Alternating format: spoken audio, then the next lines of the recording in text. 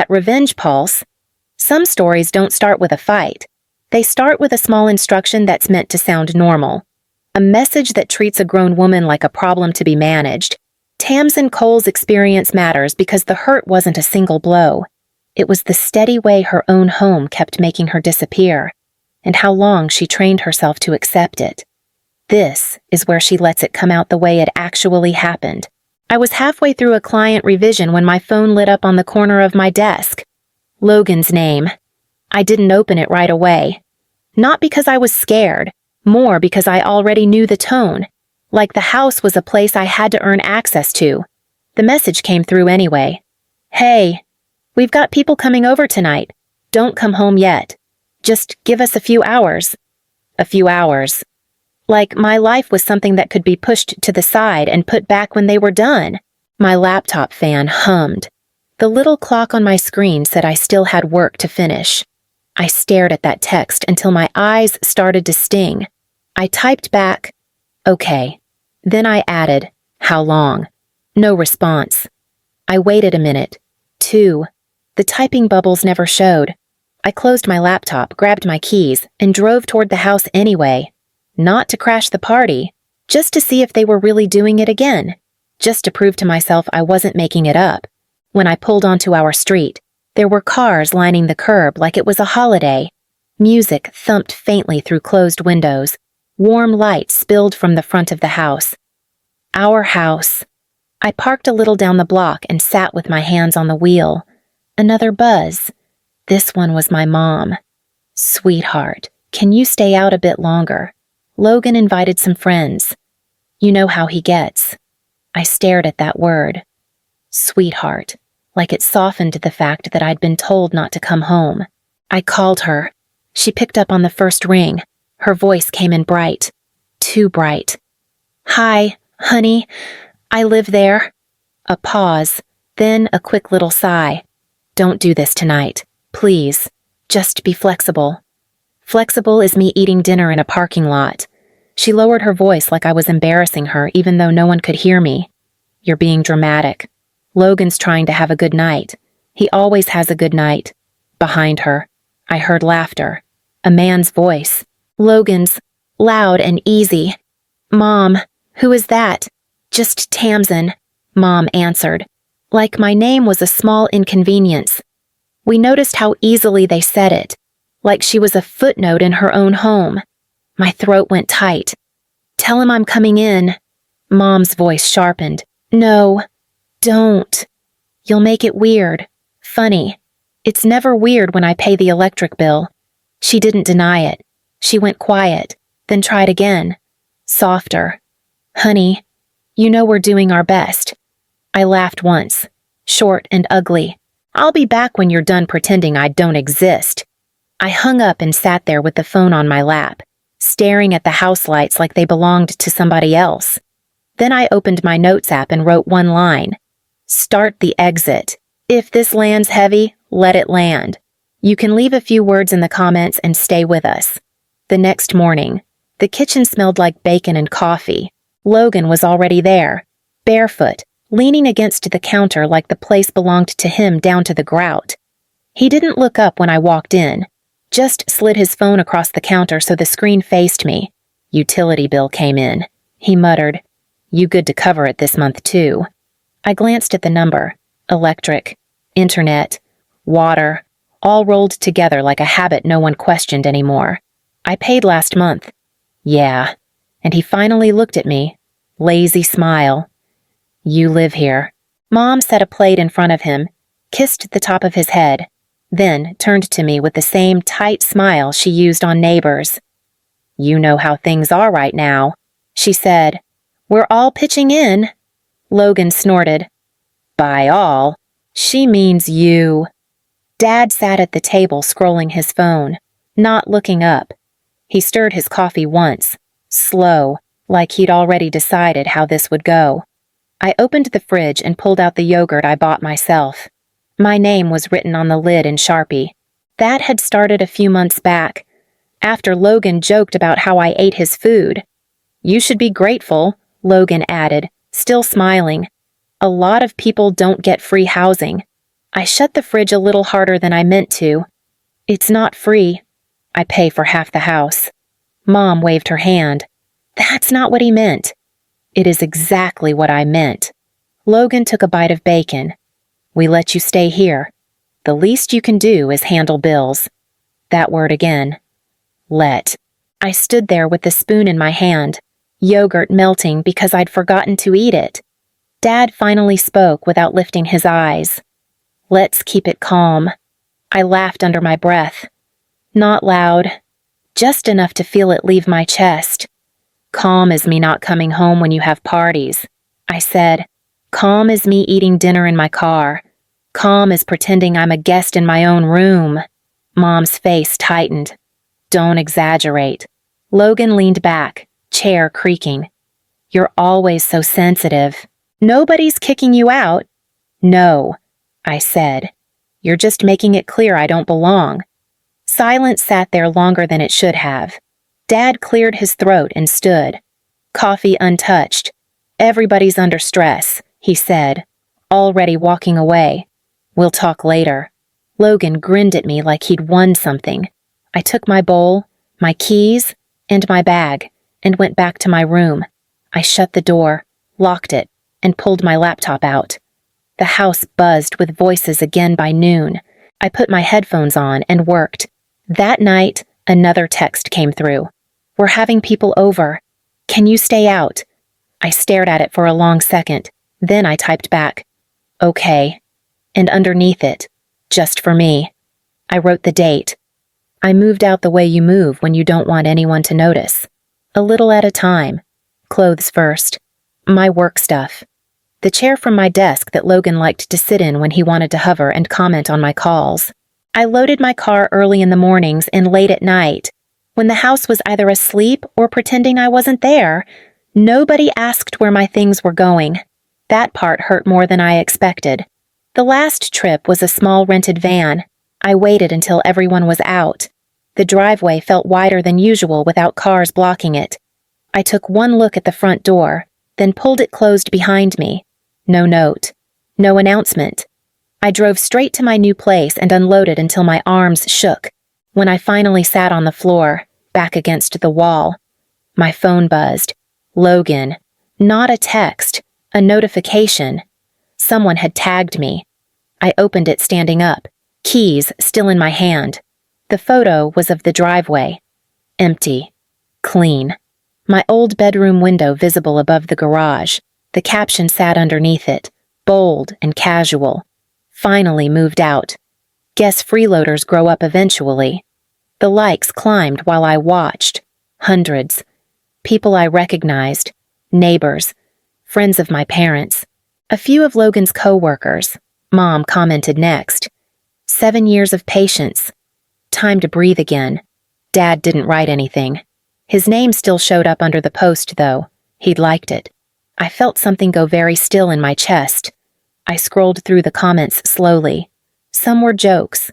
Some were worse. A few people asked questions that never got answered. I didn't respond. Not once. I locked my phone and set it face down on the counter. A few minutes later, another buzz, then another. Texts this time. Logan, relax. It's a joke. Mom, people are talking. Don't make this bigger than it needs to be. I didn't open either. At Revenge Pulse. We've seen what happens when a family gets comfortable humiliating someone in public. They mistake silence for permission. I sat back down on the floor and leaned my head against the wall. The apartment was quiet in a way that felt unfamiliar. Honest. I stood up, walked to my bag, and pulled out the folder I'd kept zipped shut for years, the one I never opened in that house. Papers slid onto the counter. Deeds, letters, dates I knew by heart. I lined them up carefully. Then I turned my phone back over. Logan had posted again. A follow-up. A laughing emoji. I took a screenshot. Just one. I set the phone down, opened my laptop, and started a new document. I titled it with today's date, and underneath it, I typed one sentence. Document everything. The folder felt heavier than paper should.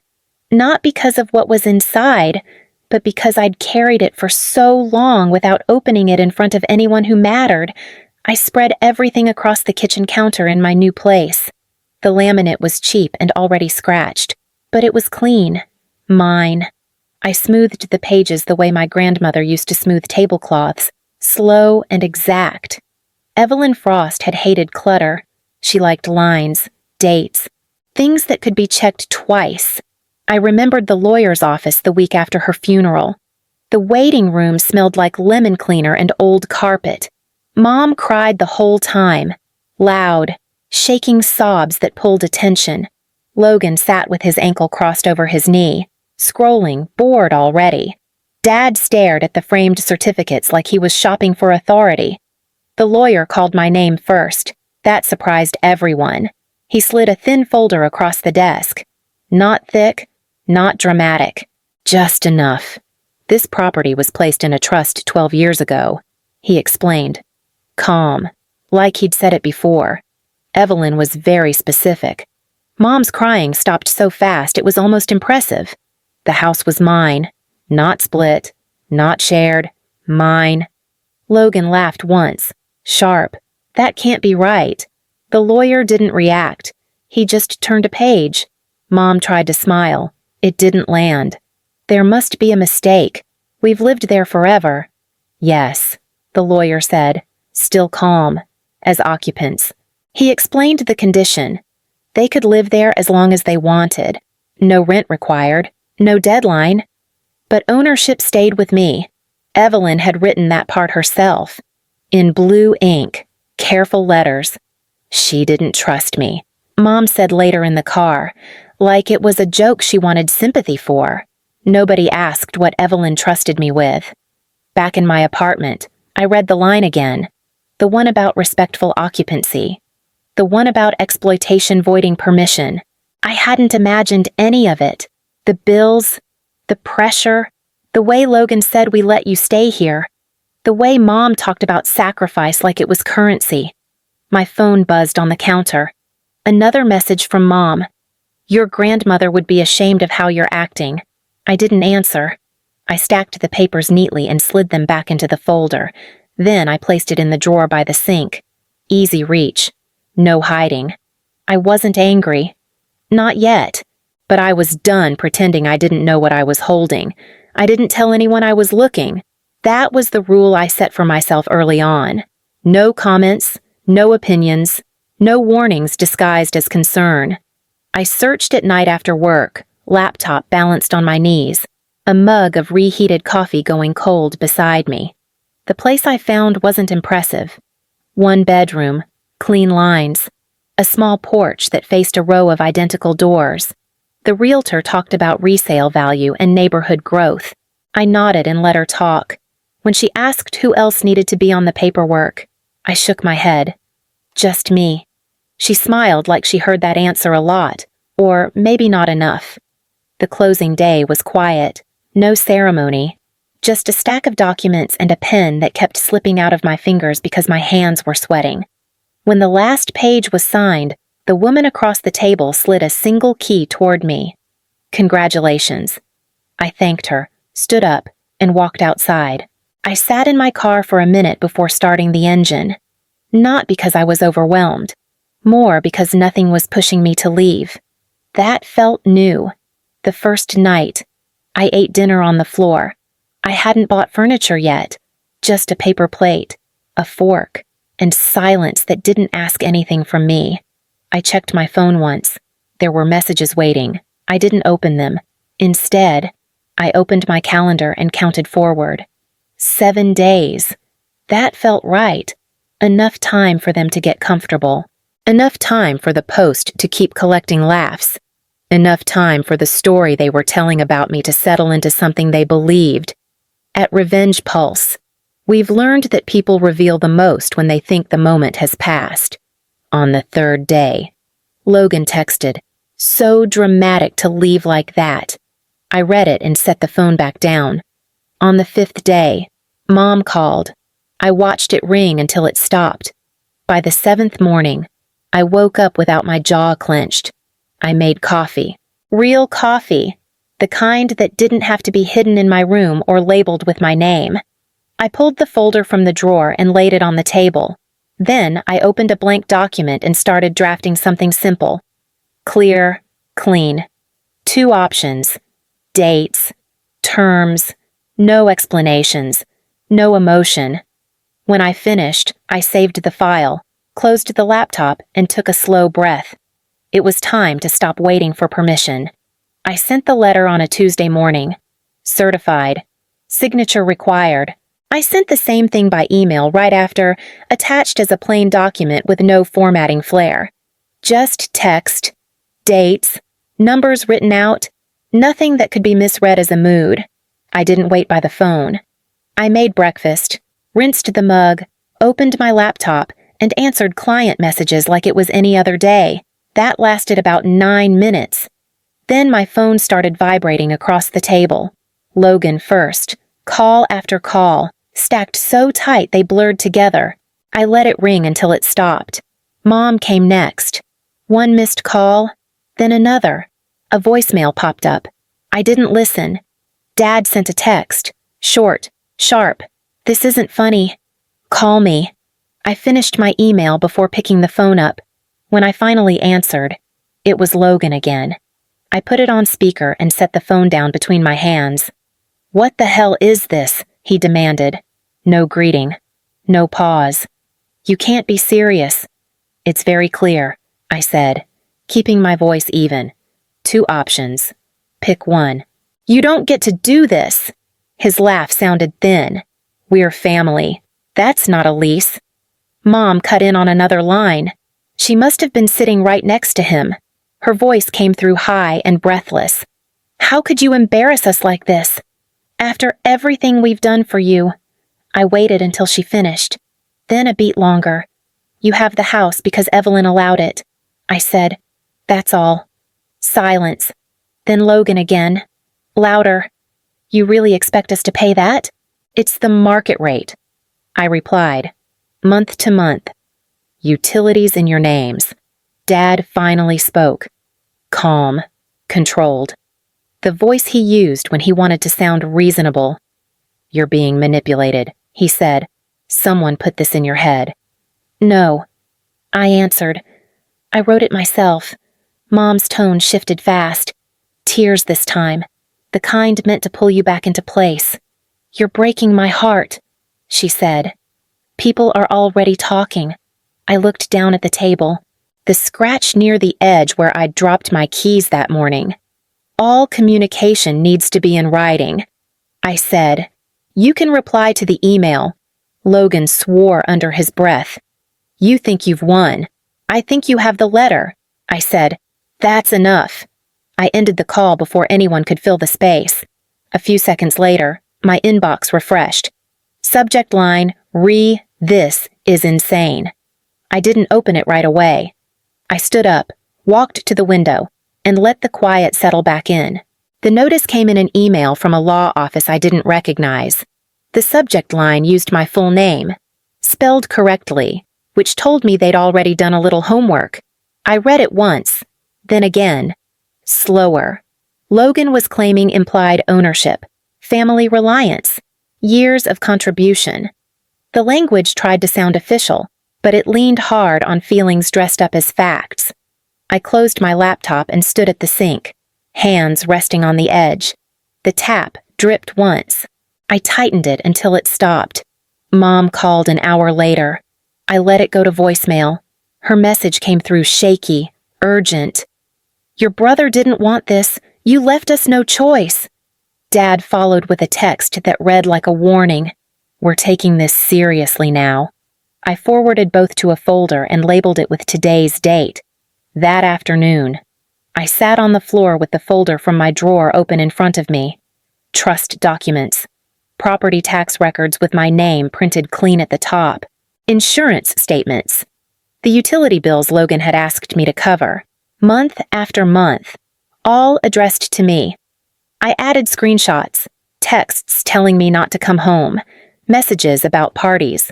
The one where Logan joked that I was lucky they didn't charge me real rent. I printed everything, not because paper mattered more than digital, but because I wanted to see the weight of it laid out. Another email came in. This one from my aunt. This is tearing the family apart. I didn't reply. At Revenge Pulse, we've noticed that when entitlement runs out of room, it calls itself hurt. The court date arrived faster than I expected. Logan texted the night before. Hope you're proud of yourself. I left it unread. In the morning, I dressed simply, jeans, a clean sweater. I packed my documents into a plain folder and set it by the door. Before I left, I checked the mirror once. Not for reassurance. Just to see if I looked like someone who was ready to tell the truth without explaining it. I turned off the lights, locked the door, and walked out into the day. The courtroom was smaller than I expected. Beige walls, hard benches, a clock that ticked loud enough to feel personal.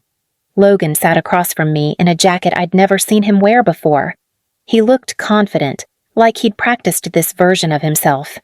Mom sat beside him, hands folded tight in her lap. Dad stood behind them, arms crossed, scanning the room like he was still looking for an advantage. When our case was called, everyone stood at once. The judge looked tired, not bored, just done with nonsense before it started. Logan's lawyer spoke first. He talked about family reliance, about years spent believing the house was theirs, about promises that were never written down but felt real. Logan nodded along, jaw set. When it was my turn, I didn't stand right away. I took a breath, then stepped forward and handed over the folder. No speech, just paper. The judge flipped through it. Pages moved, paused, moved again. He looked up at Logan. You're claiming ownership, he said, voice flat. Yet these records show property taxes paid in her name, utilities in her name, insurance in her name. Logan shifted in his seat. The judge tapped one page with his finger. If this was your house, why wasn't any of that in your name?